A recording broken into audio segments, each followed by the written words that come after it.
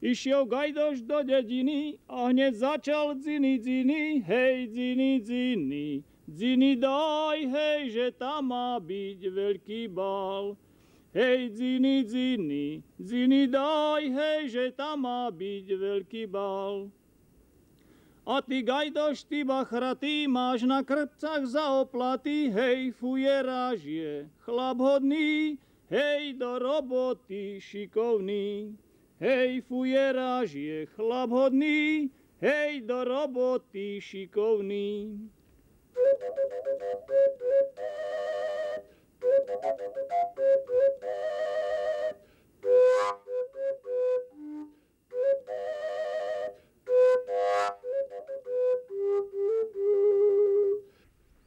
Koncom zimného obdobia, tak január, február,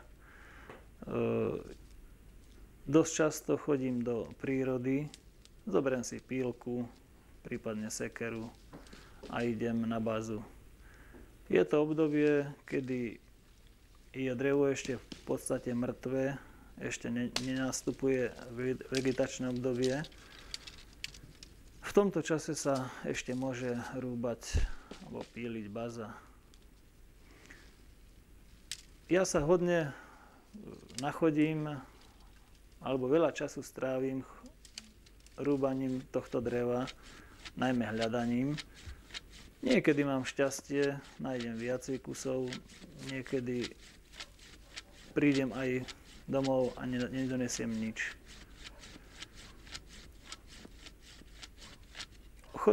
Najmä chodím tu v Turcii, kde dá sa povedať, že ešte sa dá nájsť baza. Horšie je to s materiálom, s bazou na fujari. Tam treba materiál veľmi kvalitný a dá sa povedať, že dlhý, tak do 1,80 m a s týmto je už troška problém.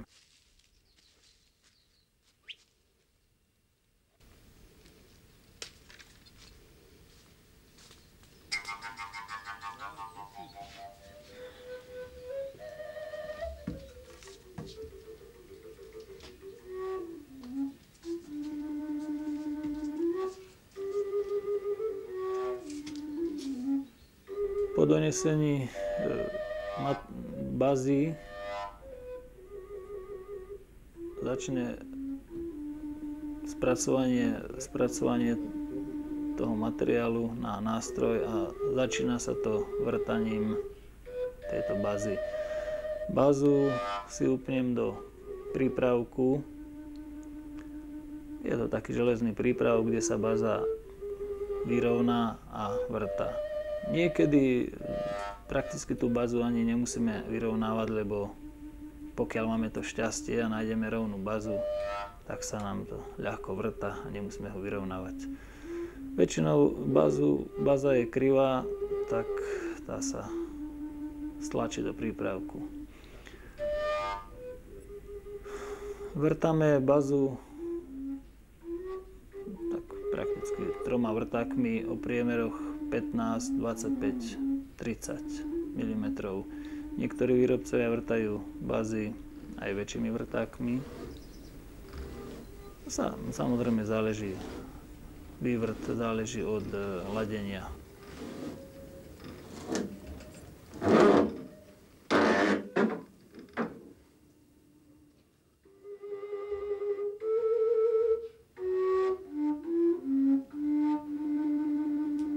Keď máme bazu vyvrtanú, tak samozrejme necháme ju teraz vyschnúť. Schnutie niekedy trvá 3, 4, 5 rokov. Po dostatočnom vyschnutí zoberieme bazu a očistíme ju z kôry. To robíme buď sekerou alebo oberučným nožom.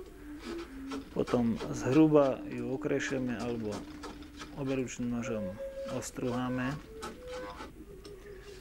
Keď máme toto spravené, tak hoblíkom ju ohobľujeme na požadovanú hrúbku. Steny by mali mať hrúbku pri hornom konci okolo centimetra, pri spodnom konci tých 5-6 mm. Prakticky, aby sme docielili zvonka taký mierny kúžel.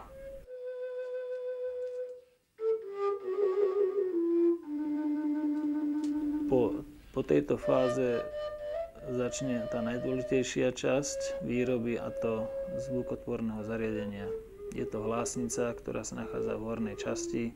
Je to oblôčik, ktorý nám umožní vznik hlasu. Oblôčik musí byť určitých rozmerov a na prevedení tohto oblôčika záleží, aký bude hlas čistý.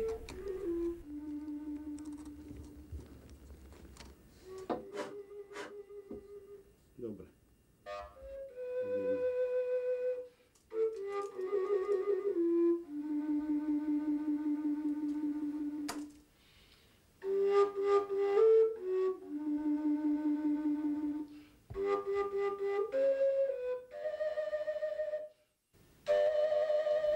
Po hrubom opracovaní fujary nastupuje taká, dá sa povedať, čistejšia robota a túto fázu spracovania fujary robím, dá sa povedať, dnu v dome.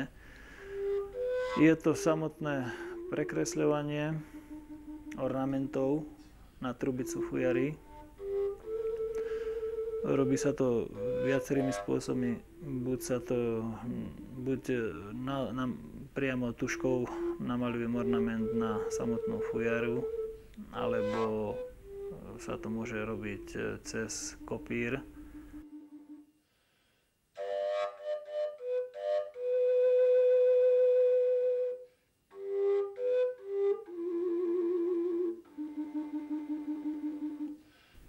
Keď máme ornament namaľovaný na fujare, tak zoberiem nožík, ja to robím krivákom a každú jednu čiarku vyrezávam dvakrát, to znamená vyrežem takú drážku v tvare V.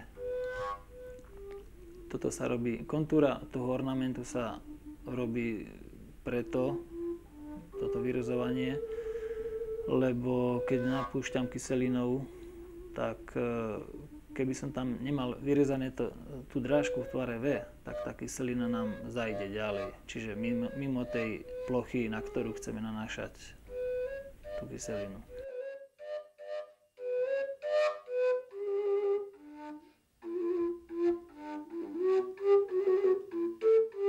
No, niekto povie, že vyrobiť fujaru je jednoduchá vec. Každý má možnosť sa do tejto výroby fujary pustiť. Ja keď som začínal, bolo to veľmi zložité. Nevedel som tiež, ako začať. Určité znalosti som mal, nebolo ich veľa, ale proste vytrvalosťou a samotnou drinou som sa dopracoval tých výsledkov, čo dneska som docielil.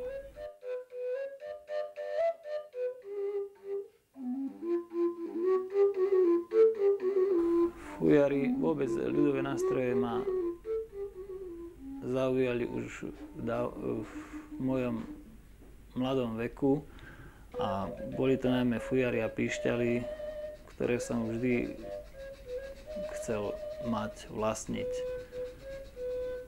Od malička som priložil ucho k rádiu a počúval, keď tam hrala fujara alebo píšťalka alebo iný hudobný nástroj, ľudový hudobný nástroj. Fujara, ako vieme, pochádza, alebo epicentrum výskytu fujary je Podpoľanie, čiže Detva. alebo okolie Detvy. Ja pochádzam z Turca, ale vždy som chcel tento nástroj, ak som spomínal, vlastniť. Zhruba keď som mal tých 15-16 rokov, tak hovorím otcovi, že poďme niekde do Detvy za tými výrobcami starými, aby nám niečo poradili, porozprávame sa s nimi. Tak sme sa vybrali do Výgľaša, vtedy ešte žil ujčok Paciga, ujčok Matúš Nosál. Našli sme ich doma a som ich poprosil, aby nám niečo porozprávali o tejto výrobe a vôbec o fujarách. Po návšteve u týchto majstrov vo Výgľaši, tak som hneď na druhý deň zobral bazu, ktorú som si už dopredu odrezal, už bola prakticky suchá a začal som skúšať, špekulovať, robiť tú hlásnicu, ktorá je viac menej dušou nástroja. Môžem povedať dnes po výrobe už hodne fujar, kvalita týchto nástrojov je na vynikajúcej úrovni.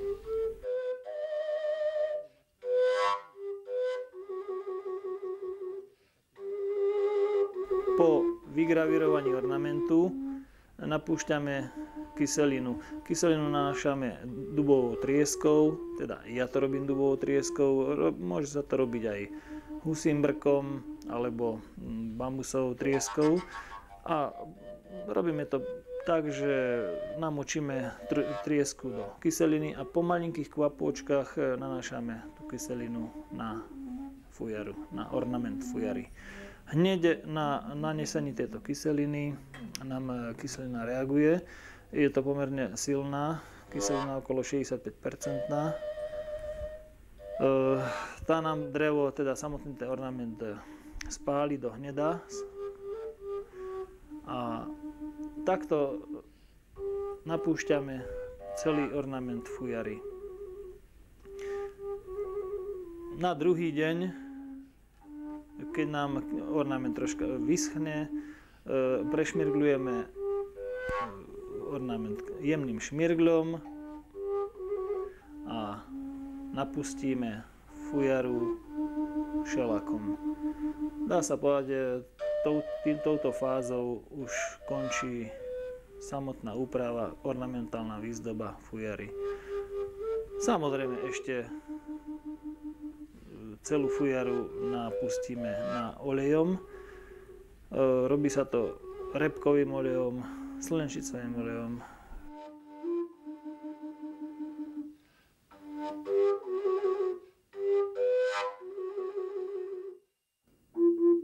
Počas pôsobenia súbore Turiec som chodil každý rok aj na rôzne súťaže do Detvy, ktoré sa konalo v rámci folklórneho festivalu v Detve. A tam vždy bola robená súťaž výrobcov nástrojov.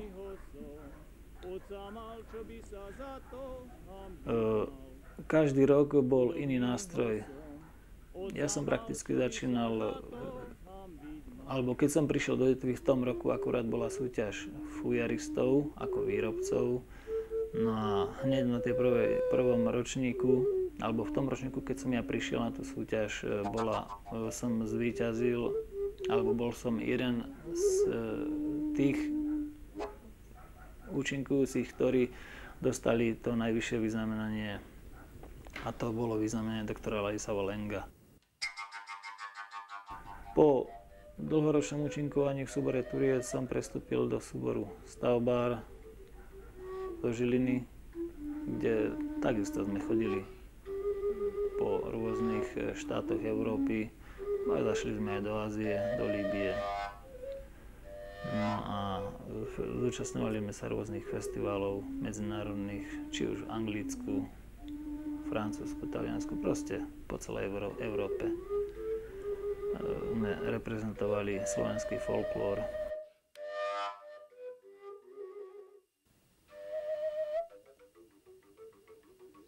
Keď máme už na fujaru naolejovanú, spojíme hlavnú fujaru so vzduchovodom. Hore je prepojená malou trubičkou a v dolnej časti spojíme takým úzkým pásikom, remenným pásikom. Stiahneme to, dáme cecúľ do vzduchovodu a môžeme začať hrať.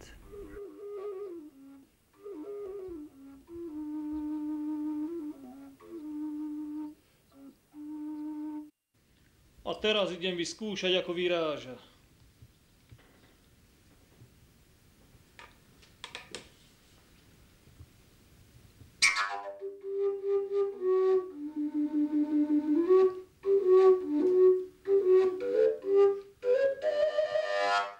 Za obdobie, čo sa venujem výrobe fujar, som urobil desiatky týchto nástrojov. No a popri tom samozrejme robím rôzne druhy píšťaliek, či už to riffové, koncovky, dvojačky. Robím samozrejme aj drumble. No a niekedy človek pociťuje takú túžbu urobiť aj niečo inšie, ako je napríklad čerpák, opasok, krpce. No a v neposlednej miere urobím aj malý kožuštek, ktorý je pekne vyšívaný, má či chrbtovú, či prednú časť bohatú vyšívanú aplikáciou kože rôznych farieb. Venujem sa najmä kožuškom z horehronia, ktoré sú veľmi bohato vyzdobené.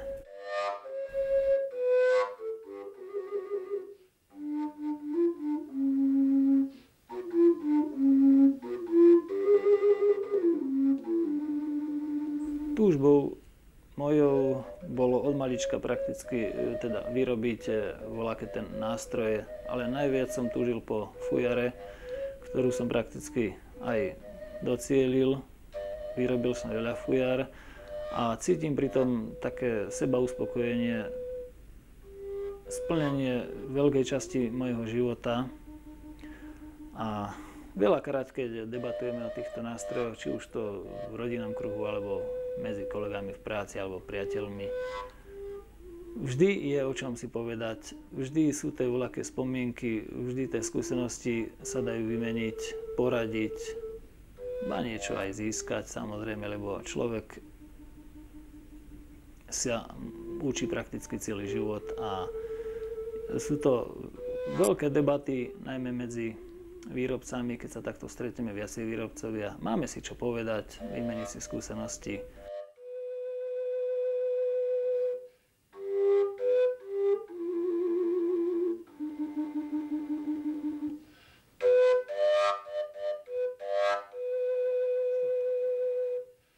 Verím, že ďalšie fujary, ktoré vyrobím, budú či už po ornamentálnej a zvukovej stránke čím ďalej kvalitnejšie a interpreti, ktorí budú na nich hrať, budú šíriť tieto krásne hlasy pre ľudí, ktorí majú tento zvuk radi.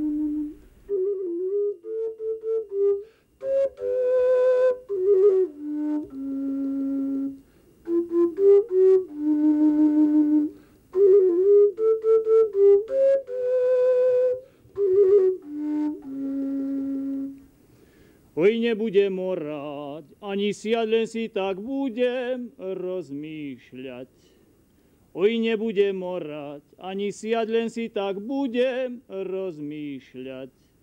Ako by bolo lepšie žiť a pritom ešte nič robiť.